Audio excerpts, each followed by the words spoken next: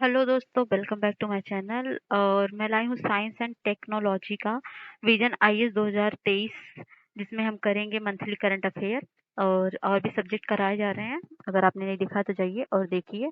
तो बिना time waste किए स्टार्ट करते हैं। तो साइंस एंड टेक्नोलॉजी में है, ये सारे टॉपिक्स दिए गए हैं जिनके बारे में हम डिस्कस करेंगे। एक बार आप देख लीजिए, जिसमें बहुत ही इंपॉर्टेंट सारे टाइप टॉपिक्स हैं। तो चलिए स्टार्ट करते हैं।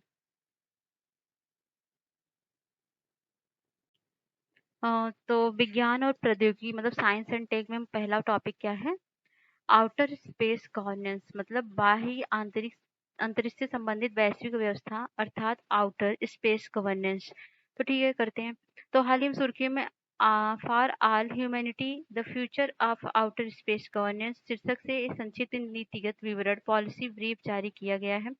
तो इससे संचित विवरण को 2024 में न्यूयॉर्क और संयुक्त राष्ट्र की मेजबानी में आयोजित होने वाला भविष्य का शिखर सम्मेलन या समिट ऑफ द फ्यूचर से पहले से जारी किया गया है। इस शिखर सम्मेलन का उद्देश्य है भविष्य की चुनौतियों से निपटने के लिए बहुपक्षीय समाधानों को सुगम बनाना तथा वैश्विक व्यवस्था को मजबूत बनाना।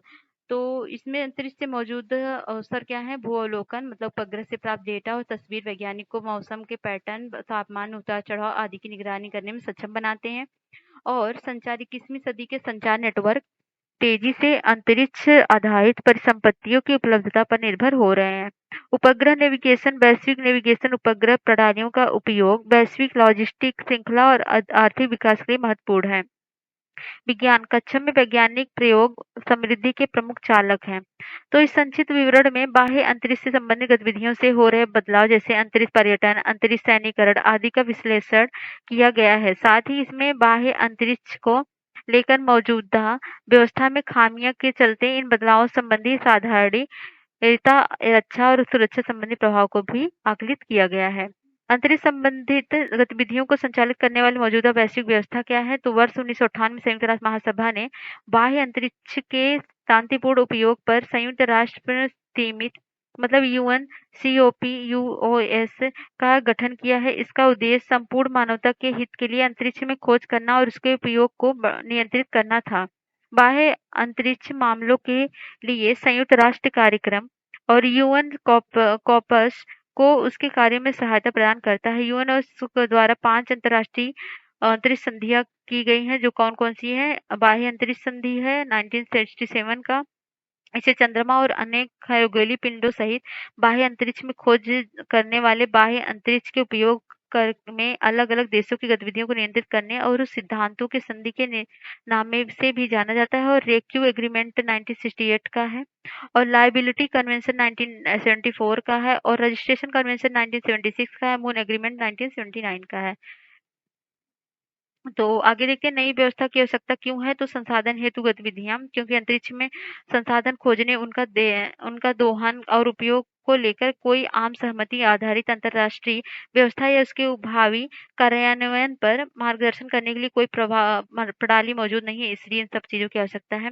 अंतरिक्ष में मलबा बढ़ता जा रहा है। आपको पता होगा पृथ्वी के चारों तरफ मलबे, अंतरिक्ष में फैले मलबे मतलब 35,500 टुकड़े भी मौजूद हैं। इसका आकार 10 सेंटीमीटर से अधिक है और अंतरिक्ष मलबा बहुत बड़ा चुनौती है। अंतरिक्ष आधारित ट्रैफिक संबंधी समन्वयन वर्तमान में राष्ट्रीय क्षेत्रीय संस्थाओं द्वारा निम्नलिखित आधार पर अंतरिक्ष आधारित ट्रैफिक को प्रबंधित किया जाता है, जैसे अलग अलग मानकों पर अलग अलग सर्वोत्तम प्रणालियों द्वारा अलग अलग परिभाषाओं भाषाओं और इंटरऑपरेबिलिटी के अंतर अलग अलग तरीकों द्वारा। एक आम सहमति आधारित समन्वय का अभाव अंतरिक्ष संबंधी सीमित क्षमता वाले देशों को नकारात्मक रूप से प्रभावित करता है। इस स्थिति में ऐसे देशों के अंतरिक्ष में अपनी सीमित क्षमता को संचालित करना कठिन हो जाता है। ये भी एक प्रॉब्लम है बाह्य अंतरिक्ष से संघर्ष की रोकथाम के लिए। तो ये सब मामले हैं जो जो बाह्य मतलब United nation office for outer space affair क्या है? तो इसकी शुरुआत 1958 में संयुक्त राष्ट्र सचिवालय के भीतर एक लघु विशेषज्ञ इकाई के रूप में गठित किया गया है। यह वर्ष 1993 में इसके वर्तमान स्वरूप में स्थापित किया गया है। सदस्यता 102 देशों की है और इसके उद्देश्य निम्नलिखित हैं। बाह्य अंतरिक्ष के शांतिपूर्ण उपयोग के और अन्वेषण में वैश्विक सहयोग को बढ़ावा देना तथा सतत आर्थिक और सामाजिक प्रगति प्राप्त करने के लिए अंतरिक्ष से संबंधित विज्ञान एवं प्रौद्योगिकी के प्रभावी उपयोग को प्रोत्साहित करना। प्रमुख कार्य क्या है? उस संयुक्त राष्ट्र के किसी सदस्य देश को अंतरिक्ष गतिविधियों को शासित करने के लिए कानूनी और विनियामक फ्रेमवर्क का स्थापित करने में सहायता प्रदान करना। उपग्रहों के प्रक्षेपण में वृद्धि क्या है? पिछले दशक में सार्वजनिक और निजी क्षेत्र दोनों की भागीदारी से उपग्रहों के प्रक्षेपण में काफी वृद्धि हुई है। इस पॉलिसी ब्रीफ या संक्षिप्त विवरण में शामिल सिफारिशें हैं। शांति और सुरक्षा के लिए नई संधि क्या है? यूएन ने बाह्य अंतरिक्ष में शांति और सुरक्षा को बढ़ावा देने तथा हथियारों की होड़ को रोकने के लिए एक नई संधि पर विचार विमर्श करने की सिफारिश की है। अंतरिक्ष मलबे को हटाने की बात की गई। अंतरिक्ष ट्रैफिक का प्रबंधन और अंतरिक्ष संसाधन गतिविधियों को रोकने में और समावेशन में समस्त देशों को बाह्य अंतरिक्ष से संबंधित अंतर सरकारी प्रक्रियाओं को कामकाज और निम्नलिखित भागीदारी सुगम बनाने के तरीकों पर विचार करना चाहिए, जैसे वाणिज्यिक हितधारकों का और नागरिक समाज समाज के प्रतिनिधियों का और अन्य संबंधित हितधारकों का। तो ये सारे सुझाव हैं, तो सिफारिशें हैं और ये सारे समावेशन हैं, तो इसको देख लेना चाहिए आप लोग को। और ब्रेन कंप्यूटर इंटरफेस क्या है? तो ये भी देख लेते हैं। अमेरिकी फूड एंड ड्रग्स एडमिनिस्ट्रेशन मतलब एफडीए ने एलन मस्क की न्यूरालिंक चिप को मानव परीक्षण के लिए मंजूरी दे दी है। इसका लक्ष्य क्या है? एफडीए द्वारा स्वीकृत प्राप्त उपकरणों को तुलना में कम से कम 100 गुना अधिक ब्रेन कनेक्शन वाली अगली पीढ़ी के मस्तिष्क प्रत्यारोपण मतलब ब्रेन इम्प्लांट का निर्माण करना है। वाह! ब्रेन कंप्यूटर इंटरफेस यूजर की वांछित क्रिया की पहचान करने के लिए कंप्यूटर का उपयोग करके मस्तिष्क की गतिविधियों को प्रोसेस किया जाता है। फीडबैक क्या होता है? यूजर की फीडबैक प्रदान किया जाता है, जिससे उसे पता चलता है कि उसके द्वारा सोचा गया कार्य हो गया है। कंट्रोल क्या है? वांछित कमांड को पूरा करने के लिए एप्लीकेशन को सिग्नल भेजता है। और रिकॉर्ड क्या है? जिसमें सेंसर वाले हेडसेट कैम का उपयोग करके मस्तिष्क की गतिविधियों को रिकॉर्ड किया जाता है। ये देख लीजिए। यह एक प्रकार की संचार प्रणाली है। ब्रेन कंप्यूटर इंटरफेस क्या है? एक संचार प्रणाली। इसके तहत कोई व्यक्ति अपने मस्तिष्क से सीधे संकेत भेजकर अपनी इच्छा अनुसार बाह्य उपकरणों या किसी एप्लीकेशन को संचालित कर सकता है। मतलब केवल ब्रेन द्वारा मतलब कंट्रोल करा जा सकता है। इसके जरिए व्यक्ति अपने मस्तिष्क से सीधे संकेत भेजकर आसपास की चीज को बदल सकता है या स्थानांतरित नियंत्रित कर सकता है या उसके साथ परस्पर संवाद स्थापित कर सकता है। दूसरे शब्दों में बीसीआई के जरिए हम केवल अपने मस्तिष्क का उपयोग करके किसी एप्लीकेशन या डिवाइस को नियंत्रित कर सकते हैं। मतलब इसके द्वारा केवल हम मतलब इसका उपयोग केवल एप्लीकेशन डिवाइस के लिए है। इसके 3 मुख्य भाग हैं। मस्तिष्क से आने वाले संकेत का पता लगाने और रिकॉर्ड करने के लिए एक डिवाइस है। रिकॉर्ड के मस्तिष्क के संकेतों को प्रोसेस करने और उसका विश्लेषण करने के लिए एक कंप्यूटर है, जिसको आप नियंत्रित करना चाहते हैं, वो एप्लीकेशन डिवाइस है। फीडबैक देना बीसीआई का एक अन्य महत्वपूर्ण कार्य है। यह प्रणाली किसी उपयोगकर्ता को यह बताती है कि कंप्यूटर किस निर्णय या इच्छित कार्रवाई की व्याख्या करने में सक्षम है। बीसीआई के लिए मस्तिष्क गतिविधियां संकेतों को मापने हेतु उपयोग की जाने वाली अलग-अलग तकनीकें निम्नलिखित हैं। इलेक्ट्रोएन्सेफेलोग्राफी ये क्या है? ये सिर पर एक छोटी धातु डिस्क को लगाकर मस्तिष्क की विद्युतीय गतिविधि या संकेतों को मापा जाता है। मस्तिष्क की कोशिकाएं विद्युतीय आवेगों के माध्यम से संचार करती हैं। ये हर समय सोते समय भी सक्रिय रहती हैं। फंक्शनल मैग्नेटिक रेजोनेंस इमेजिंग क्या है? ये इमेजिंग क्या है? इसके तहत तंत्रिका तंत्र संबंधी गतिविधियों को प्रतिक्रिया में रक्त ऑक्सीजनीकरण करके इसके प्रभाव में आए बदलाव का पता लगाया जा सकता है तथा जब मस्तिष्क का कोई भाग अधिक सक्रिय होता है तो ऑक्सीजन की अधिक खपत करता है। इसलिए ऑक्सीजन की बढ़ी हुई मांग को पूरा करने के लिए सक्रिय भाग में रक्त का प्रवाह बढ़ जाता है। इससे एक सारे सेंसर काम करेंगे।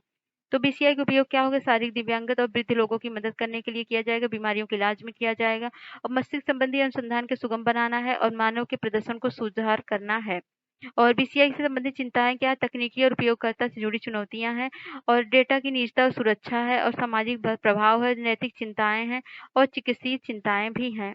तो निष्कर्ष क्या है? आने वाले कुछ दशकों में बीसीआई संबंधित अनुसंधान और विकास में वृद्धि जारी रहने से संभावना। इसके अलावा हमें लोगों के दैनिक जीवन में बीसीआई का अधिक व्यापक उपयोग देखने को मिल सकता है। साथ ही बीसीआई की पूरी क्षमता का फायदा उठाने के लिए इसकी सटीकता और विश्वसनीयता और दक्षता में सुधार करने की भी जरूरत होगी। न्यूरॉन्स के बारे में आप जान लीजिए। न्यूरॉन्स एक होता है सेल होता है। ये मस्तिष्क की लाखों कोशिकाओं से बना होता है, जिन्हें न्यूरॉन्स कहते हैं। इन न्यूरॉन्स को तंत्रिका कोशिकाएं भी मतलब नर्वस सिस्टम भी न्यूरॉन सेल्स भी कहते हैं। ये न्यूरॉन एक विशाल नेटवर्क में एक साथ मिलकर एक काम करते हुए शरीर की प्रक्रियाओं का समन्वय और नियंत्रण करते हैं। मतलब हमारी बॉडी में जो भी फंक्शन होता है ना न्यूरॉन सेल के द्वारा, जैसे आपको फीलिंग वगैरह सब कुछ होता है, सूंघना सूंघना, स्वाद, शारीरिक गतिविधियां, हृदय गति और समन्वय नियंत्रण, ये सब इसके द्वारा नियंत्रित, रेगुलेट और कंट्रोल सब कुछ होते रहते हैं। न्यूरॉन शरीर में सूचनाओं संकेतों के प्रवाह करते हैं और न्यूरॉन 3 प्रकार के होते हैं। सेंसरी न्यूरॉन जो सेंसर लेते हैं, मोटर न्यूरॉन जो सेंसर को मस्तिष्क तक पहुंचाते हैं और इंटर न्यूरॉन जो जो क्या करते हैं, इंटर न्यूरॉन से लेकर मोटर न्यूरॉन अन्य न्यूरॉन तक संकेत को भेजते हैं। जहाँ पर आपको दर्द होता है तो न्यूरॉन्स के द्वारा आपको फीलिंग होता है। न्यूरॉन्स के प्रकार क्या है? मल्टीपोलर न्यूरॉन है, यूनिपोलर न्यूरॉन है, बाइपोलर न्यूरॉन है और पिरामिडल न्यूरॉन है, पुरकिंजे न्यूरॉन है। तो ठीक है, ये न्यूरॉन के टाइप्स हैं। न्यूरॉन कैसे काम करते हैं? जैसे एक न्यूरॉन से दूसरे न्यूरॉन तक तंत्रिका आवेग का संचरण सिनेप्स द्वारा होता है। मतलब सिनेप्स मतलब एक दूसरे से ऐसे सटे हुए होते हैं, उनके द्वारा संचार मतलब फैलता रहता है। सिनेप्स 2 प्रकार के होते हैं, विद्युत सिनेप्स और रासायनिक सिनेप्स।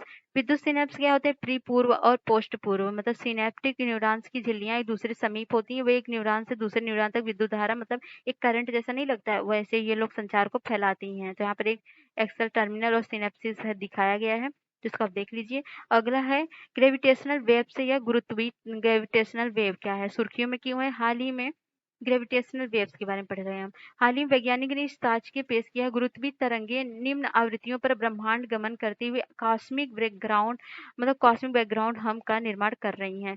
ग्रेविटेशनल वेव्स व गुरुत्वीय तरंगे क्या होती हैं? तो ग्रेविटेशनल वेव्स ब्रह्मांड में कुछ सबसे प्रबल ऊर्जावान परिघटनाओं के कारण स्पेस टाइम में उत्पन्न होने वाली लहरें, रिपल्स एवं परिघटनाओं में दो ब्लैक होल्स का आपस में विलय, दो न्यूट्रॉन तारों की आपस में टक्कर आदि शामिल होता है। तो सर्वाधिक प्रबल पर ऊर्जावान गुरुत्वीय तरंगों का निर्माण तब होता है जब अंतरिक्ष में पिंड अत्यधिक तीव्रता से गति करते हैं। तो जब दो तारे एक दूसरे से परिक्रमा करते हैं, जब एक तारे में असमान रूप से विस्फोट होता है, सुपरनोवा भी कहा जाता है। जब दो ब्लैक होल्स एक दूसरे में परिक्रमा करते हैं, उनका आपस में विलय हो जाता है। जब होल्स और न्यूट्रॉन तारे विलय करते हैं तो इसे गुरुत्वीय तरंगों से उत्पन्न होने वाले के लिए उत्तरदायी घटनाएं माना जाता है। तो सबसे पहले आइंस्टीन का जो सापेक्षता का सिद्धांत है, इसके बारे में पूर्वानुमान लगाया था। तो गुरुत्वीय तरंगों को पहली बार 2015 में खोजा गया था। इस तरंगों को प्रयोग के दौरान रहे लेजर इंटरफेरोमीटर, ग्रेविटेशनल ऑब्जर्वेटरी डिटेक्टरों को खोजा गया था। खोजी गई ये तरंगे उच्च आवृत्ति की थी, इसलिए ऐसा माना जाता है कि 1.3 बिलियन वर्ष पहले दो अपेक्षाकृत छोटे ब्लैक होल्स के विलय के कारण उत्पन्न हुई थी। वैज्ञानिकों ने निम्न आवृत्ति गुरुत्वीय तरंगों का पता कैसे लगाया? तो निम्न आवृत्ति वाले गुरुत्वीय तरंगों का पता लगाने हेतु शोधकर्ताओं ने पल्सर का अध्ययन किया। इसके लिए दुनिया भर में 6 बड़े रेडियो टेलीस्कोप का उपयोग किया गया।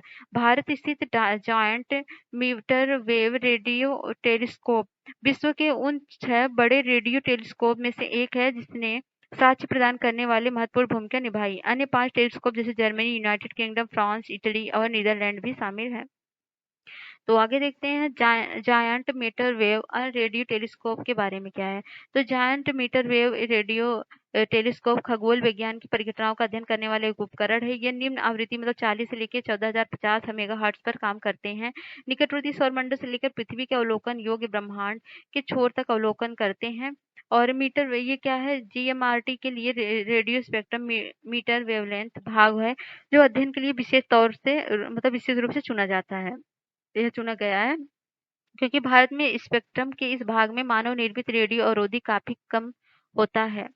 और इस परिचालन National Centre for Radio Astrophysics Pune द्वारा किया जाता है। Tata Tata Institute of Fundamental Research का एक भाग है। जीएमआरटी स्वदेशी परियोजना है। इसका डिजाइन स्मार्ट आधारित अर्थात यस टैच एम से मैस और अजैक्ट से ए और टू रोप और आर टू से रोप आर ट्रस्ट क्या है टी ये सब पे बना है। जीएमआरटी की प्रमुख उद्देश्य है प्रोटोकॉलर्स और प्रोटो गैलेक्सीज के न्यूट्रल हाइड्रोजन द्वारा उत्सर्जित रेडियो लाइन के वर्णक्रमीय रेखा पर लाल रंग की तरह शिफ्ट को डिटेक्ट करना और हमारी आकाशगंगा तेजी से घूर्णन करने वाले पल्सर की खोज करना, उसका अध्ययन करना। तो इसके वैज्ञानिक परिणाम भी आकाशगंगा के प्रथम फास्ट रेडियो बर्स्ट आणविक हाइड्रोजन गैस के वितरण या मानचित्रण किया गया था और ग्लोबुलर क्लस्टर एनजीसी 1851 में एक पल्सर को खोजा गया था और सौर कोरोनल होल से संबंधित अवलोकन किया गया था और आणविक हाइड्रोजन से निकलने वाले रेडियो सिग्नल को डिटेक्ट किया गया और रेडियो आकाशगंगा कॉक्सर आदि के अध्ययन भी किया गया। पल्सर तेजी से घूर्णन करने वाले न्यूट्रॉन तारे होते हैं, विकिरण के प्रकाश पुंज से उत्सर्जित होते हैं, पृथ्वी के प्रकाश की चमकदार रोशनी के रूप में देखा जाता है। इनका उत्सर्जन एक समय में अत्यंत सटीक अंतराल पर होता है, इसलिए वैज्ञानिक को कॉस्मिक घड़ी के रूप में देखते हैं। तो 15 वर्षों की अवधि के दौरान पल्सर का अध्ययन करके वैज्ञानिक ने पाया कि न्यूट्रॉन तारों या पल्सर से उत्सर्जित कुछ प्रकाश पुंज पृथ्वी पर थोड़ी देर और जबकि कुछ बाद में पहुंचते हैं। यह अंतराल सेकंड के 10 लाख भागों के बराबर होते हैं। तो वैज्ञानिक ने इस नतीजे पहुंचे कि अंतराल गुरुत्वीय तरंगों के स्पेस टाइम में हुए व्यवधान के कारण होते हैं। ब्रह्मांड की गुरुत्वीय तरंग गमन के दौरान इस स्पेस टाइम के ताने बाने में संकुचन के विस्तार करती जाती है। इस संकुचन और विस्तार के कारण पृथ्वी और पल्सर के बीच की दूरी अत्यंत सूक्ष्म बदलाव होता है। तो वैज्ञानिक ब्रह्मांड के ग्रेविटेशनल वेव बैकग्राउंड की तुलना में लोगों के बड़े समूह की आपसी बातचीत की भुनभुनाहट से की गई है। इसमें किसी एक व्यक्ति की बात को सुनना या समझना कठिन हो जाता है। शोध अध्ययन का महत्व क्या है? तो ये ब्रह्मांड के मौजूद ग्रेविटेशनल वेव बैकग्राउंड के बारे में पर्याप्त डेटा प्रदान करता है, ब्रह्मांड की प्रकृति और विकास के बारे में अपने मौजूद ज्ञान को बढ़ाने में मदद करता है, सुपर मैक्सिव ब्लैक होल्स के विलय की प्रकृति के संबंधित प्रश्नों के उत्तर ढूंढने में मदद करेगा। निष्कर्ष क्या है? शोधकर्ताओं को उम्मीद है कि इस तरह की गुरुत्वीय तरंगों का अध्ययन करने से हमारे ब्रह्मांड के से दूसरे पिंडों के बारे में और अधिक जानकारी जानने को मिलेगी। इससे ब्रह्मांड के ब्लैक होल्स और आकाशगंगा के विलय से संबंधित इतिहास के बारे में जानने में नए रास्ते खुल जाएंगे।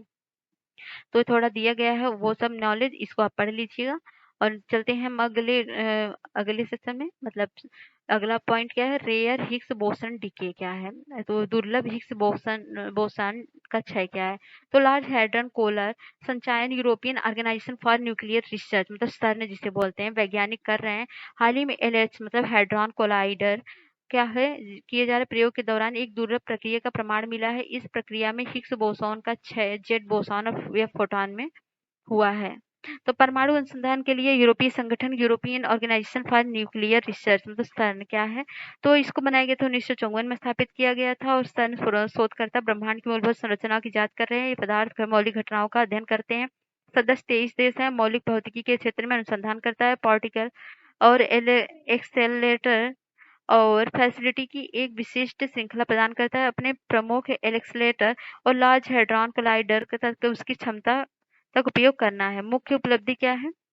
हिग्स बोसॉन, डब्ल्यू बोसॉन और Z boson, LHC, world wide आदि। इस खोज के बारे में एक बहुत ही दुर्लभ क्षय की प्रक्रिया है जो हिग्स बोसॉन के साथ साथ हमारे ब्रह्मांड के बारे में बहुत जानकारी प्रदान करती है।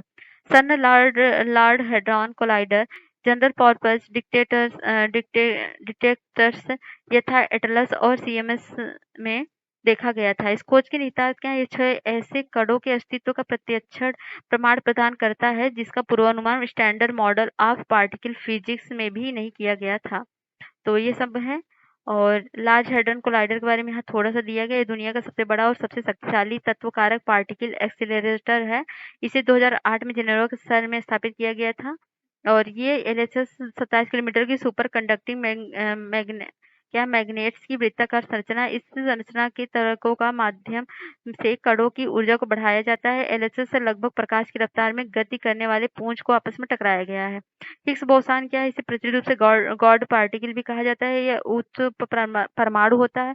इसके बारे में पहली बार 1960 के दशक में भौतिक शास्त्री पीटर हिग्स और वैज्ञानिक ने बताया था। इसके अस्तित्व को 2012 में स्टर्न एलएचसी में किए गए प्रयोगों द्वारा सिद्ध किया गया था। यह उन बलों को दर्शाता है जिसे कोई कण ऊर्जा क्षेत्र से गुजरते समय अनुभव करता है। हिग्स फील्ड कहा जाता है। यह संपूर्ण ब्रह्मांड में पाया जाता है। उदाहरण के लिए इलेक्ट्रॉन की हिग्स फील्ड के साथ परस्पर क्रिया के दौरान अनुभव किए जाने वाले प्रभावों को हिग्स बोसॉन के साथ उसकी परस्पर क्रिया का परिणाम माना जाता है। इसका थोड़ा फिगर दिया गया है यहाँ पर। मॉलिक्यूल, एटम, मैटर क्या है? मॉलिक्यूल, एटम क्या है? न्यूक्लियस विद इलेक्ट्रॉन क्या है? सब दिया गया है। हिग्स बोसॉन के गुण क्या है? इसका द्रव्यमान इतना होता है और स्पिन एक स्केलर पार्टिकल और स्पिन 0 है। इसके बारे में थोड़ा दिया गया, ये भी देख लीजिए आप। और यहाँ पर इतना इम्पोर्टेंट नहीं है जितना था मैंने बता दिया। और कहाँ गया भाई? तो फिक्स डोज कॉम्बिनेशन दवाओं के बारे में बात करते हैं। तो स्वास्थ्य और परिवार कल्याण मंत्रालय ने 14 फिक्स डोज कॉम्बिनेशन दवाओं के विनिर्माण, बिक्री या वितरण पर प्रतिबंध लगा दिया है। और जैसे कि एक मेडिसिन होता है, कई बीमारियों मतलब कई सारी बीमारी के लिए एक मेडिसिन बना दिया जाता है, तो वो काफी हानिकारक होता है। इसलिए 14 एफडीसीएस चिकित्सा मतलब दवाओं को बंद कर दिया गया है गवर्नमेंट द्वारा। जो मनुष्य की खुराक के लिए काफ़ी हानिकारक हैं।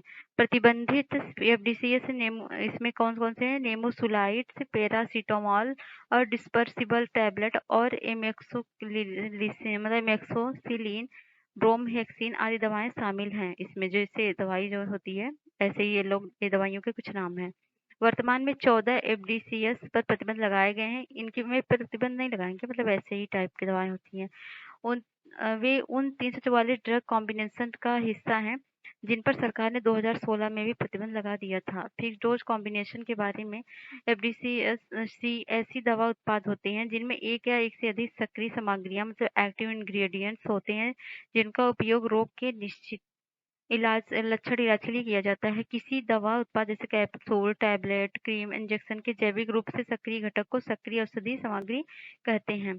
तो भारत में औषधि महानियंत्रक डीसीजी ने पूर्व मंजूरी लेना अनिवार्य होता है कि नई दवाओं की लाइसेंसिंग के लिए राज्य को।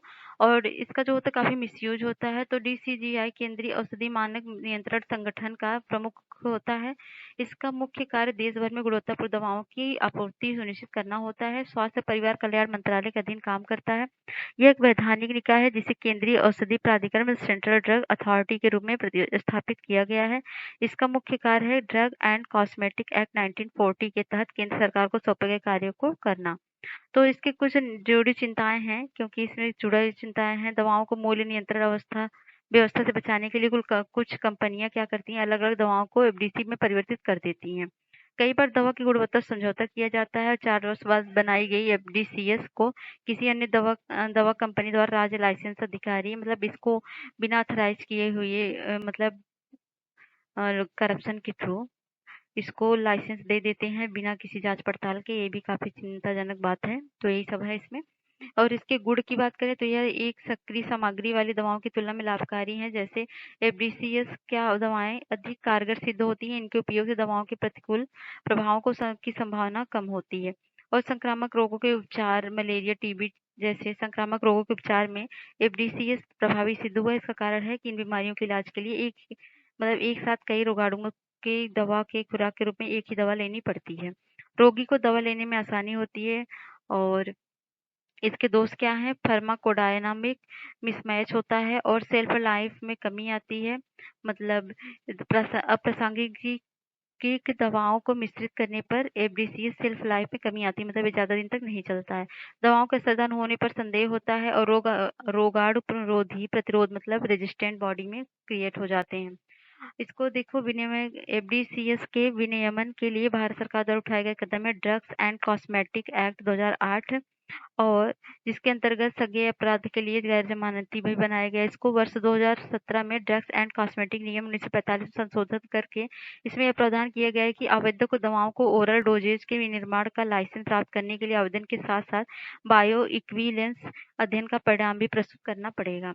और एफडीसीएस के विनिमय में सुधार के लिए सुझाव क्या कर सकते हैं? समय-समय पर सर्वेक्षण की आवश्यकता होती है। राष्ट्रीय औषधि प्राधिकरण एनडीए मतलब हाथी समिति और औषधि नीति 1944 द्वारा सुझाए गए इस प्राधिकरण को संसद द्वारा अधिनियमित पारित करके स्थापित करने पर विचार करना चाहिए। कड़ी दंडात्मक कार्रवाई करनी चाहिए। मासेलकर समिति के सुझाव दिया कि दवाओं के उत्पादन में कभी किसी भ्रष्टाचार के मामले में शामिल लोगों के खिलाफ सख्त कार्रवाई करनी चाहिए ताकि दूसरे लोग ऐसे भ्रष्टाचार ना करें।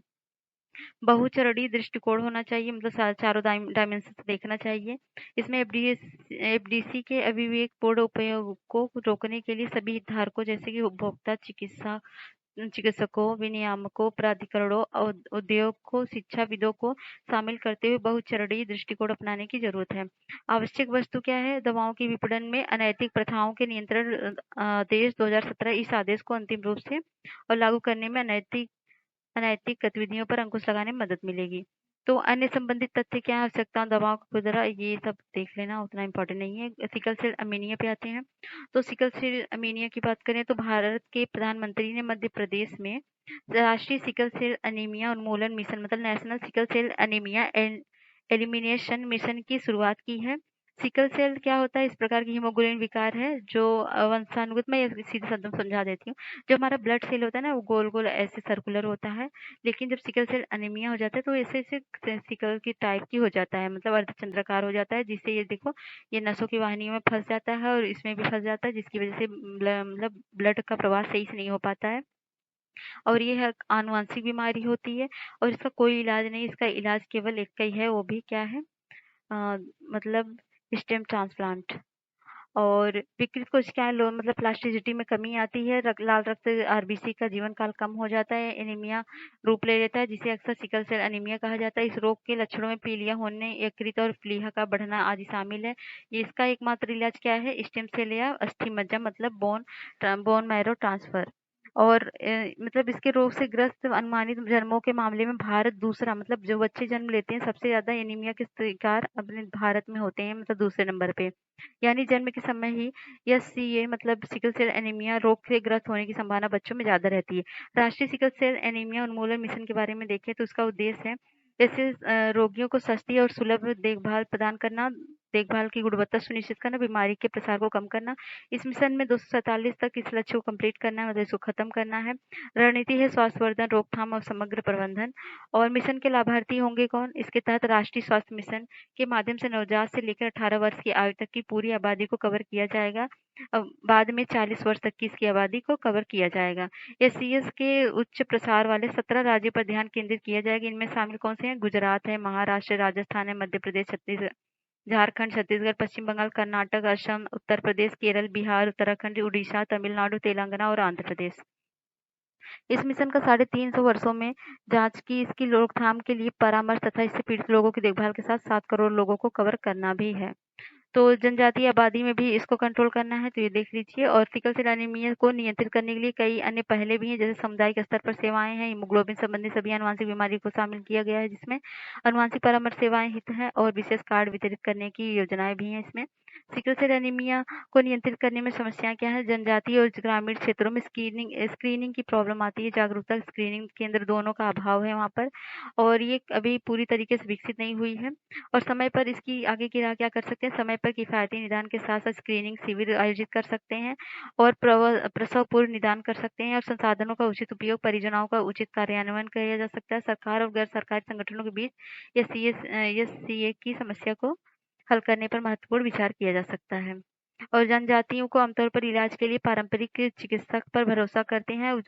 उपचार की आधुनिक तकनीकों पर उनका विश्वास नहीं है तथा इसे शंका की नज़र से भी देखते हैं, ये भी एक प्रॉब्लम है। और फ्रंट लाइन कार्यालयों द्वारा मरीज सहायता समूह मतलब पेशेंट सपोर्ट ग्रुप का गठन किया जा सकता है। इससे मरीजों द्वारा उपचार संबंधी निर्देशों का पालन करने में सुधार लाया जा सकता है।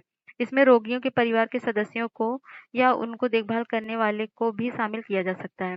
स्टेम सेल्स क्या होता है? तो हाल ही में अमेरिका, ब्रिटेन वैज्ञानिकों की एक टीम ने अंडाणु और शुक्राणु की आवश्यकता के बिना, मतलब बिना इन दोनों अंडाणु और शुक्राणु मतलब के ही स्टेम सेल उपयोग करके विश्व के पहले कृत्रिम मानव भ्रूण जैसी संरचनाओं का विकास किया। मतलब बिना अंडाणु और शुक्राणु के ही स्टेम सेल बना दिए, इससे एक मानव भ्रूण बनाया। यह भ्रूण मानव विकास के प्रारंभिक चरणों के प्रकृति को भ्रूणों के समान प्रतीत होता है। इन कृत्रिम मानव भ्रूण जैसी संरचना को धड़कते हुए हृदय मस्तिष्क के विकास का अभाव है, मतलब इसमें धड़कते हुए हृदय मस्तिष्क का विकास नहीं है, परंतु इसमें ऐसी कोशिकाएं जरूर है जो गर्भकाल मतलब प्लेसेंटा, अंडपीत कोश मतलब यॉर्क सैक और एम्ब्रियो का रूप ले सकती है। यह मॉडल वैज्ञानिकों आनुवंशिक विकारों के साथ के प्रभाव, बार-बार होने वाले गर्भपात के पीछे जैविक कारणों को समझने में मदद करेंगे। और यह अनुसंधान वैज्ञानिक को मानव विकास के छुपे हुए रहस्य मतलब black box of human development को समझने में मदद करेगा। परीक्षण करके गर्भावस्था का पता लगाने से पहले की अवधि को बीबीएचडी मतलब black box of human development कहते हैं। चिकित्सा अनुसंधान और उपचारों में स्टेम सेल्स की प्रासंगिकता क्या है? तो ये टोटिपोटेंट, प्लोरिपोटेंट और मल्टीपोटेंट और यूनिपोटेंट ये टाइप्स हैं। किसके? Institute of pluripotent stem cells virus कोशिकाओं को प्रयोगशाला में बनाई जाती है। ये ऐसे ही बनते हैं, पहले 8 रहते हैं, फिर 8 16 होते हैं, फिर इस तरह से न्यूक्लियस होता है। पहले ऐसे ऐसे देखो इधर जाते हैं, एक रहता है, फिर ये इसमें कन्वर्ट होता है, फिर इसमें इसमें तो योनि जब एक रहता है सेल एक कैरेक्टर के लिए तो ऐसे होता है। जैसे त्वचा कोशिका केवल एक प्रकार की कोशिका से बनी होती है तो उसको यूनिपोटेंट कहते हैं, और मल्टीपोटेंट क्या कहते हैं, जिसके द्वारा सिस्टम सेल्स रक्त वंशक्रम में विविध रक्त कोशिकाओं सफेद लाल और प्लेटलेट्स को जन्म देती है, इसको मल्टीपोटेंट कहते हैं। और प्लूरीपोटेंट क्या होता है, ये सभी तीन एम्ब्रियोनिक जर्म मतलब एक्टोडर्म, मेसोडर्म और एंडोडर्म से बहु वंशक्रम निर्मित कर सकती है, उदाहरण के लिए एम्ब्रियोनिक स्टेम सेल्स। और टोटिपोटेंट क्या होता है, ये एकमात्र टोटिपोटेंट कोशिका युग ये जाइगोट की तरह होता है। इसमें इतना ही है और इसको देख लेते हैं। स्टेम सेल प्रौद्योगिकी संबंधित चुनौतियां क्या है, तो नैतिक चिंताएं हैं और सुरक्षा संबंधी चिंताएं हैं और प्रतिरक्षा संबंधी द्वारा प्रणाली द्वारा स्वीकृत है। यह स्टेम सेल्स की किसी अन्य दाता से लिया गया हो तो स्टेम सेल रोपण को रोगी का शरीर अस्वीकार कर सकता है, मतलब किसी दूसरे शरीर में इंजेक्ट होने से मना कर सकता है और वहां पर प्रॉब्लम हो सकती है। स्टेम सेल्स तंत्र को समझना ये भी है। कृत्रिम भ्रूण को संबंधित जीवों के गर्भ में प्रत्यारोपित करने की चैलेंजिंग है। कानूनी चिंताएं हैं क्योंकि उद्देश्यों के लिए कृत्रिम भ्रूण का उपयोग यूनाइटेड किंगडम और अधिकांश अन्य देशों में कानूनी रूप से वैध नहीं है। इन्हें मरीज के गर्भाशय में प्रत्यारोपित करना फिलहाल गैर कानूनी है। अन्य चिंताएं, स्टेम सेल थेरेपी अत्यधिक महंगी है, इससे चलते विकासशील देश इस तकनीक की प्रगति के साथ तालमेल बिठाना मुश्किल हो जाता है। और देखते हैं आगे की राह क्या हो सकती है। नैतिक दुविधा का समाधान किया जा सकता है, सुरक्षा संबंधी चिंताओं को निपटाया जा सकता है और पारिस्थितिकी के साथ स्टेम सेल को प्राप्त कोशिकाएं पुनर्योजित चिकित्सा में संभावित रूप से जो सुरक्षित नए स्रोत के रूप में काम कर सकती हैं, अनुसंधान एवं विकास को बढ़ावा दे सकती हैं और गुणवत्तापूर्ण नैदानिक अनुसंधान के लिए पर्याप्त वित्त के अलावा कुशल मानव संसाधन की भी आवश्यकता होती है। तो सहयोग, निजी क्षेत्र द्वारा वित्त पोषण, अंतर्राष्ट्रीय सहयोग और एक्सचेंज स्टडीज को बढ़ावा दिया जाना चाहिए। दुरुपयोग क्या हो के खिलाफ जागरूकता, मतलब इसका दुरुपयोग ना इसके लिए जागरूकता भी फैलाई जा सकती है। और नेक्स्ट है लैब ग्रोन डायमंड। तो लैब में ग्रोन डायमंड, जो लैब में डायमंड को बनाया जाता है, तो हाल ही में भारतीय प्रधानमंत्री ने संयुक्त राज्य अमेरिका की अपनी राजकीय यात्रा के दौरान संयुक्त राज्य अमेरिका की प्रथम महिला को 7.5 कैरेट का पर्यावरण अनुकूलन प्रयोगशाला में निर्मित हीरा भेंट किया।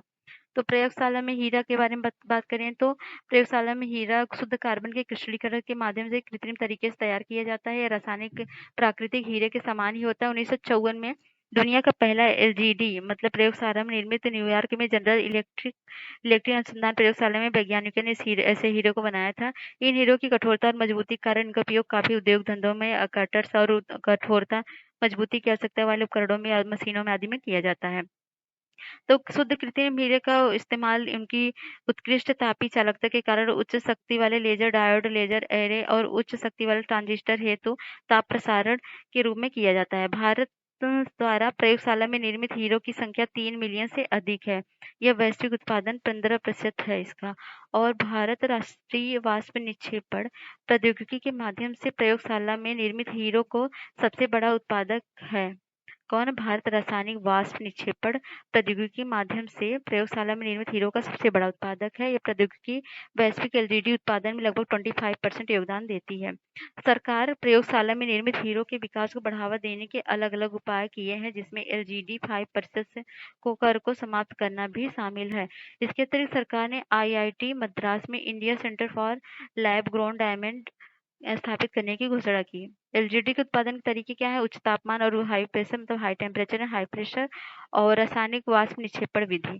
तो ये थोड़ा डिफरेंसेस है एलजीडी मतलब जो लैब में तैयार होते हैं प्राकृतिक हीरो के बीच में। इनमें गंदगी, अशुद्धि नहीं पाई जाती लैब में, और इसमें अशुद्धियां और स्ट्रेंस भी पाए जाते हैं। ये काफी किफायती और उत्तम कोटि के होते हैं। ये कठिन खनन होता है और काफी महंगा होता है। ये बहुत कम या बिना किसी पर्यावरणीय क्षति के बनाया जा सकता है और यह प्राकृतिक हीरो के खनन से जल प्रदूषण होता है। गारंटीकृत मूल स्रोत और स्रोत को ट्रैक किया जा सकता है। इसमें संघर्ष वाले क्षेत्रों को संबंधित हो सकते हैं। तो अगला न्यूज है, न्यूज इन शॉर्ट्स, छोटे छोटे न्यूज है। जेनेटिक इंजीनियरिंग अप्रेजल कमेटी बनाई गई कहाँ पे? तो कुछ राज्यों में जेनेटिक इंजीनियरिंग अप्रेजल कमेटी बनाई गई। ये हाइब्रिड कपास और जैव सुरक्षा अनुसंधान परीक्षण के लिए क्या है, अनापत्ति प्रमाण पत्र देने से इनकार कर दिया गया, उसके लिए बनाई गई।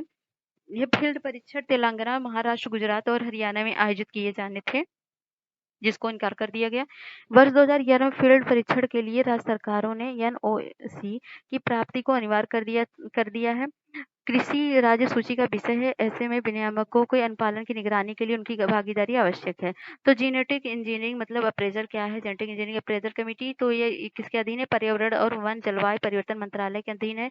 इसकी स्थापना 1986 के तहत बनाए गए खतरनाक सूक्ष्मजीवों और मानसिक रूप से निर्मित जीवों को कोशिकाओं का निर्माण, उपयोग, आयात, निर्यात और भंडारण नियमावली 1999 के तहत किया गया है। उद्देश्य क्या है? पर्यावरणीय दृष्टिकोण से अनुसंधान, औद्योगिक उत्पादन में खतरनाक सूक्ष्मजीवों और पुनः संयोजक को बड़े पैमाने पर उपयोग और प्रायोगिक फील्ड ट्रायल्स सहित आनुवंशिक रूप से संशोधित जीवों और उत्पादों को पर्यावरण से मुक्त करना है। पर्यावरण संरक्षण अधिनियम 1986 के अंतर्गत दंडात्मक कार्रवाई करना इसका काम है। तो ये सब चीजें हैं और ये बेसिलस है, थुरियंजिस है जो यूज किया जाता है, ये भी है। और सेल कल्टीवेशन मीट क्या है? तो संयुक्त राज्य अमेरिका ने कोशिका संवर्धित चिकन के निर्माण और विक्रय को मंजूरी दी है। मतलब कोशिकाओं द्वारा जो है मांस बनाया जाता है उसको मंजूरी दी गई है यूनाइटेड नेशन के द्वारा। और कोशिका कृषि सेलुलर एग्रीकल्चर एक ऐसी प्रक्रिया है जिसमें पशुओं की बजाय कोशिका संवर्धन मतलब सेल कल्चर से पशु आधारित उत्पादों का उत्पादन किया जाता है। इस प्रक्रिया में इनके दो अलग अलग तरीके अपनाए जाते हैं। पहला क्या है? कोशिकी संवर्धन, दूसरा है सूक्ष्म किण्वन। तो सिंगापुर मतलब 2020 में सिंगापुर ने इस कोशिका संवर्धित मांस की बिक्री को मंजूरी दी। ऐसा करने वाला दुनिया का पहला देश है। कोशिका संवर्धित मांस के लाभ क्या है? ग्रीन हाउस गैस के उत्सर्जन में इससे कमी आएगी। लगभग 14% जो होता है ग्रीन हाउस गैस, जो खाद्य एवं कृषि संगठन के अनुसार कुल मानव जनित GHG ग्रीन हाउस गैस उत्सर्जन में वैश्विक पशुधन की हिस्सेदारी लगभग 14.5% है। अधिकारों की रक्षा भी हो पाएगी, इससे पशुओं को नुकसान नहीं किया जाएगा और इससे प्लांट के द्वारा जो बनाया जाएगा ये मांस, इसका उपयोग लोग खाने में करेंगे तो इससे क्या होगा? ग्रीन हाउस गैस भी कम हो जाएगा। और इसमें फैट की मात्रा मात्रा को भी कंट्रोल किया गया और इसमें एनर्जी को भी लगभग 45% कम ऊर्जा की आवश्यकता होगी इसको बनाने में। और कोशिका संवर्धित मांस से जुड़ी चुनौतियां क्या है? कीमत निकट भविष्य में ऊंची रहने की उम्मीद हो जाएगी, ये प्रॉब्लम होगी। और उच्च गुणवत्ता वाली कोशिकाओं की सीमित उपलब्धता और उपयुक्त विकास परिवेश संबंधी बाधाएं मौजूद होंगी। गुजराती मांस के समान स्वाद, बनावट, वसा, सामग्री आदि तैयार करने में थोड़ी कठिनाई हो सकती है और जागरूकता की कमी के कारण उपभोक्ता में इसकी स्वीकृति को लेकर अनिश्चितता बनी होगी, ये थोड़ी प्रॉब्लम होगी। तो इससे क्या होगा? पहला स्टेप होगा जीवित जानवर मांस के ताजे टुकड़े को बायोप्सी के माध्यम से कोशिकाओं का संग्रह किया जाएगा और ग्रोथ सीरम के और स्टेम सेल को प्राप्त किया जाएगा इनसे जानवरों से, और ग्रोथ सीरम से युक्त सिंथेटिक पशु या पादप आधारित पोषक का उपयोग किया जाएगा। फिर पोषक के द्वारा कोशिका की वृद्धि होगी और फिर होगा मांस के फाइबर का प्रसंस्करण, फिर अंतिम उत्पाद के रूप में मांस का उत्पादन हो जाएगा। ये mRNA वैक्सीन के बारे में बताएं तो काफी हमेशा ही न्यूज में रहता है। तो mRNA आधारित वैक्सीन को मंजूरी दी गई है। भारत के औषधि महानियंत्रक ने इसको मंजूरी दी है। तो इसने GEMO MCOVA के मतलब कोवैक्स OM एक mRNA आधारित कोविड-19 बूस्टर वैक्सीन है जो इसे जेनोवा बायो फार्मास्यूटिकल्स लिमिटेड ने बनाया है। DCGI ने इसके आपातकालीन उपयोग की अनुमति प्रदान की है। ये एक लायोफिलाइज्ड फ्रीज ड्राइड वैक्सीन है जो 2 से 8 डिग्री सेंटीग्रेड तापमान पर भी सुरक्षित है भंडारित किया जा सकता है। तो इसके बारे में, और ये mRNA वैक्सीन है, पारंपरिक वैक्सीन है, ये देख लीजिए। और इसमें नई दवाओं वैक्सीन, ये थोड़ा बस इतना ही जानना था, कुछ नहीं किसने क्या किया था। और फेज थेरेपी के बारे में जानते हैं। एक अध्ययन के अनुसार लोग एंटीबायोटिक दवाओं के विकल्प के रूप में बैक्टीरिया मारने वाले वायरस मतलब फेज थेरेपी, जिसे बैक्टीरिया फेज के नाम में कहते हैं, उसको भी स्वीकार कर लिया। मतलब एंटीबायोटिक के स्थान पे बैक्टीरिया फेज का यूज किया जाएगा। एंटीबायोटिक दवाओं के अनुचित उपयोग के कारण रोगाणु रोधी प्रतिरोधी मतलब एंटी माइक्रोबियल रेजिस्टेंट में वृद्धि हुई है। इसलिए बैक्टीरिया संबंधी रोगों को नियंत्रित करने के लिए एंटीबायोटिक दवाओं का विकल्प बैक्टीरिया फेज तेजी से लोकप्रिय हो रहा है। तो 2050 तक एंटीबायोटिक प्रतिरोध के परिणाम स्वरूप हर साल दवा प्रतिरोधी लोग से लगभग 10 मिलियन लोगों की मौत हो जाती है। मतलब केवल बॉडी में रेजिस्टेंट बनने से 10 मिलियन लोगों की मौत हो जाती है। ये काफी चैलेंजिंग था, इसके लिए बैक्टीरिया फेज का यूज किया जा रहा है। बैक्टीरिया फेज जो है एक वायरस होते हैं जो केवल बैक्टीरिया कोशिकाओं को संक्रमित करते हैं और उन्हीं कोशिकाओं को अपना प्रतिरूप बनाते हैं। फेज थेरेपी में बैक्टीरिया संक्रमण का इलाज करने के लिए फेज का उपयोग करना शामिल है। बैक्टीरिया फेज की खोज जो है 1915 में ग्रेट ब्रिटेन के फ्रेडरिक डब्ल्यू टिवार्ट ने और 1917 में फ्रांस फेलिक्स डी हेरेली ने की थी। एंटीबायोटिक्स दवाएं शरीर में हानिकारक बैक्टीरिया को समाप्त करती हैं, लेकिन साथ ही कुछ लाभदायक सूक्ष्मजीव को भी नष्ट कर देती हैं। इससे नई समस्याएं उत्पन्न हो जाती हैं। तो इसलिए इस चीज़ को बैक्टीरियोफेज का जीवन चक्र की बात करें तो ऐसे ही कोशिका के वायरल जीनोम से अटैच होते हैं। ये क्या होते हैं, ये वायरल जीनोम होते हैं, फिर इनसे अटैच होते हैं, फिर ये बड़े होते हैं, फिर ये तैयार होते हैं, नया वायरस बनता है, फिर बैक्टीरियोफेज कन्वर्ट हो जाते हैं। फेज थेरेपी के महत्व क्या है? फेज से मानव कोशिकाओं को नुकसान होने की संभावना नहीं है और ये प्रारंभिक खुराक अपेक्षाकृत कम मात्रा में होता है और स्वाभाविक रूप से गैर विषाक्त होता है, न्यूक्लिक एसिड प्रोटीन नहीं होते हैं इसलिए। और फेज चिकित्सा के विकास में मौजूद बाधाएं क्या है? क्लिनिकल ट्रायल का अभाव है और सही फेज को खोजना एक समय लेने वाली प्रक्रिया है। फेज को पेटेंट कराने में काफी कठिनाई होती है क्योंकि प्राकृतिक इकाइयां हैं आदि। तो ये थोड़ी है। अब लेप्टोपायरेसी क्या होती है? भारत मानसून की शुरुआत के साथ लेप्टोपायरेसी बीमारी का खतरा बढ़ा है और लेप्टोपायरेसी मनुष्यों में मतलब जेनेटिक बीमारी है। ये संक्रामक रोग है। ये वाहकों में कृंतक, मवेशी, सूअर और कुत्ते शामिल होते हैं। हालांकि कभी-कभी कुछ पर्यावरणीय स्थितियों में मनुष्यों को भी संक्रमित करते हैं। गर्म और आर्द्र देशों में तथा शहरी और ग्रामीण क्षेत्रों दोनों में प्राप्त होते हैं। लक्षण इसका डेंगू, मलेरिया और हेपेटाइटिस के समान है।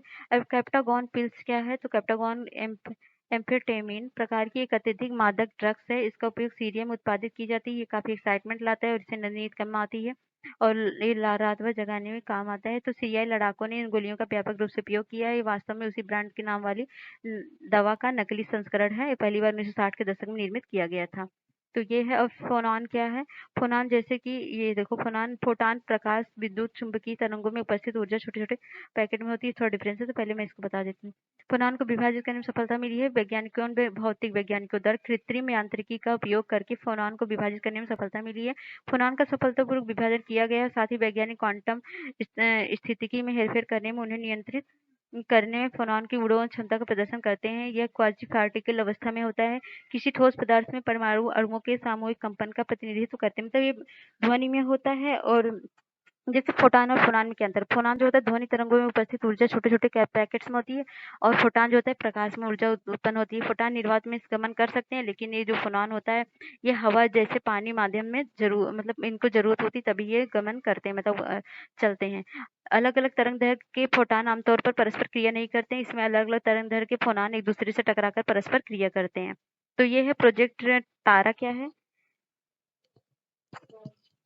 अल्फाबेट ने दूर दराज के इलाकों तक इंटरनेट पहुंचाने के लिए लेजर का उपयोग किया है। अल्फाबेट प्रोजेक्ट तारा वर्तमान समय में भारत, अफ्रीका की सहित दुनिया भर के अनेक देश में लाइट बीम इंटरनेट तकनीक का प्रयोग कर रही। मतलब प्रोजेक्ट तारा के तहत फाइबरलेस मतलब लेजर के थ्रू मतलब क्या दूर दराज तक इंटरनेट को पहुंचाया जाएगा। और प्रोजेक्ट तारा में फ्री स्पेस ऑप्टिकल कम्युनिकेशन तकनीक का उपयोग किया जा रहा है। इसमें मुक्त क्षेत्र लाइन ऑफ साइट में मौजूद ट्रांसीवर्स के बीच संचार के माध्यम के रूप में कार्य करता है। यह लंबी दूरी तक तीव्र गति का उत्तम क्षमता वाला कनेक्टिविटी प्रदान करने के लिए लाइट बीम का उपयोग किया जाता है। यह 20 किलोमीटर दूरी तक दोनों दिशाओं में 20 जीबीपीएस तक उच्च गति से डेटा संचारित किया जा सकता है।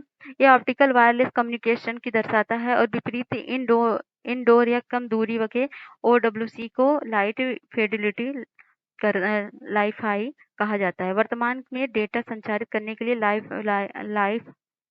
लाइफ हाई दृश्यमान प्रकाश स्पेक्ट्रम पर उपयोग कर रहा है। साथ ही इसके तहत औरक्त व पैराबैंगनी प्रकाश स्पेक्ट्रम पर डेटा संचारित कर सकता है।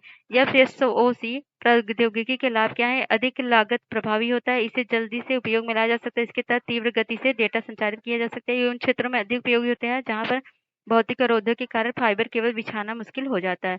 इसके कार्यान्वयन में चुनौतियां क्या है? कोहरे और धुंध जैसी स्थितियों में सिग्नल के मार्ग में और पक्षियों के रुकावट जैसे सिग्नल में थोड़ी प्रॉब्लम आ सकती है जिससे विश्वसनीयता कम हो सकती है। इसके लिए बेहतर दर्पण नियंत्रण की आवश्यकता होगी। इसमें मोशन का पता लगाने की क्षमता की आवश्यकता होगी आदि। इससे पहले अल्फाबेट प्रोजेक्ट लोन के माध्यम से इंटरनेट उपलब्ध कराने का प्रयास किया गया था। इसमें इंटरनेट कनेक्टिविटी के लिए समताप मंडल गुब्बारों का उपयोग किया जाना था। हिरोशिमा AI प्रोसेस हाल ही में जापान की G7 शिखर सम्मेलन आयोजित किया गया जिसमें वैश्विक नेताओं ने आर्टिफिशियल इंटेलिजेंस के विनियमित करने के लिए HAP की शुरुआत की है। HAP की स्थापना OECD और AI पर वैश्विक साझेदारी के सहयोग से G7 कार्य समूह के माध्यम से की जाएगी। HAP की मदद से G7 देश साझा मानदंडों, सिद्धांतों और मार्गदर्शक मूल्यों के आधार पर एक अलग नियमों विनियमन की ओर बढ़ सकते हैं। भारत में सबमरीन केबल केबल बिछाने के लिए फ्रेमवर्क, तो इसमें समुद्र में सबमरीन केबल बिछाने की बात की गई है।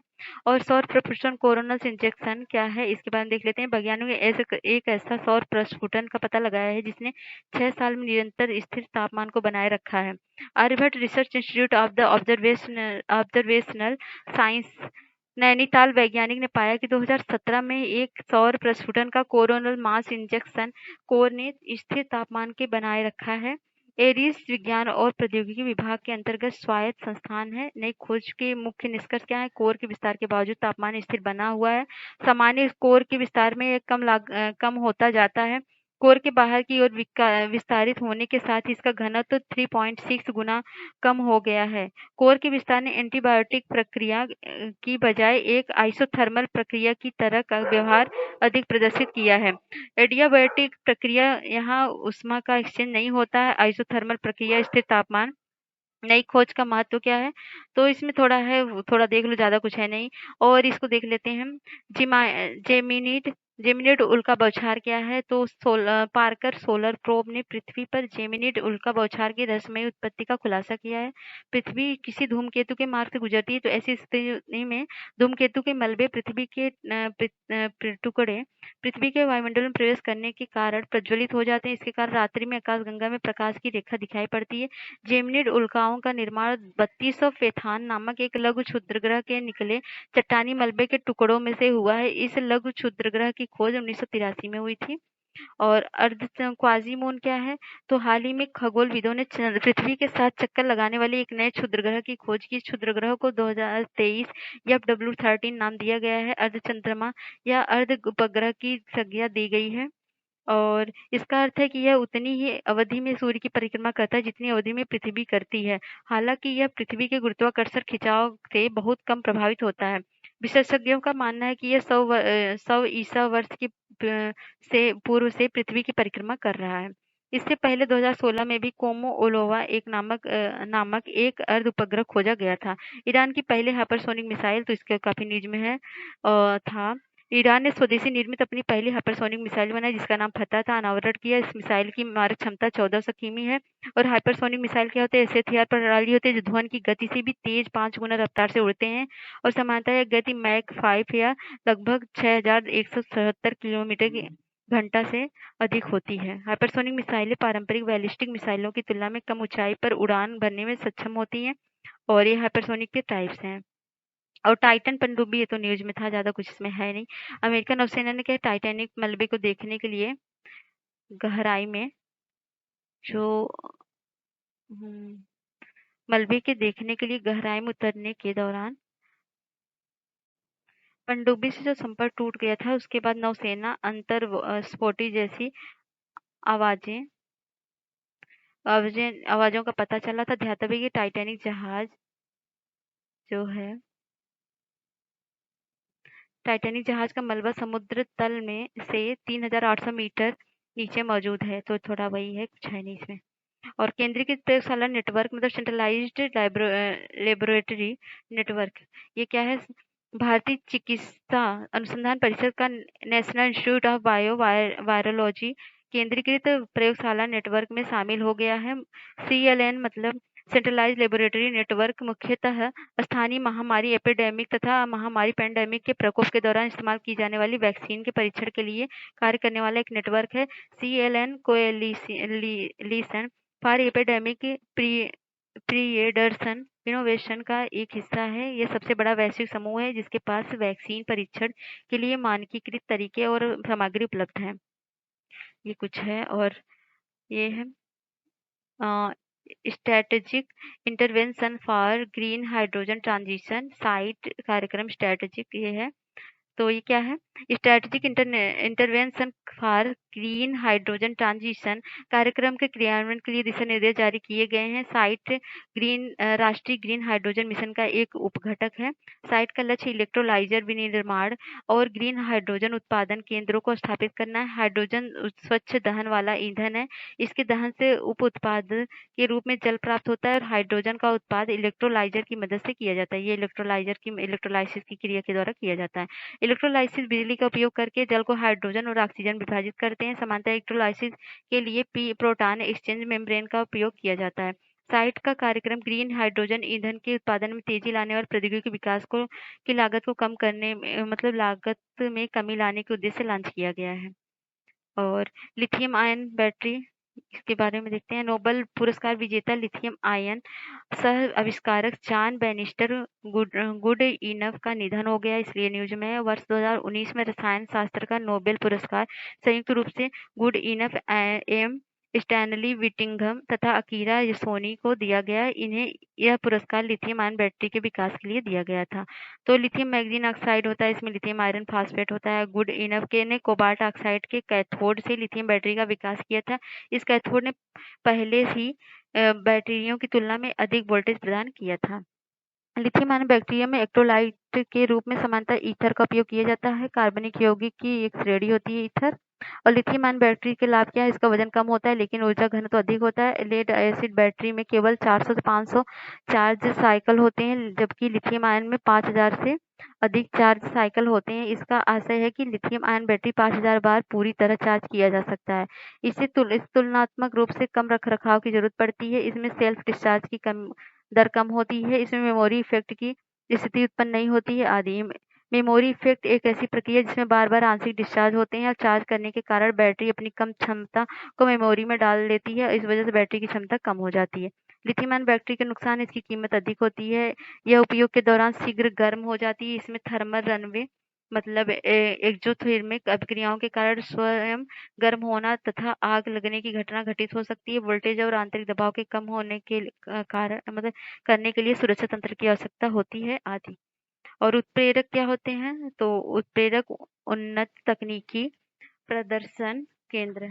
तो केंद्रीय विद्युत मंत्रालय ने भारतीय उद्योग में ऊर्जा दक्ष प्रौद्योगिकियों को अपनाने में तेजी लाने के लिए उत्कृष्ट केंद्र उत्प्रेरक की स्थापना की। इसे ऊर्जा दक्षता ब्यूरो ने स्थापित किया है। केंद्र सरकार प्रशिक्षण क्षमता के निर्माण, ऊर्जा दक्ष प्रौद्योगिकी के प्रदर्शन सूचकांक केंद्र और ज्ञान भंडार जैसे क्षेत्रों में परियोजनाओं को लागू करेगी तथा उनका समर्थन करेगी।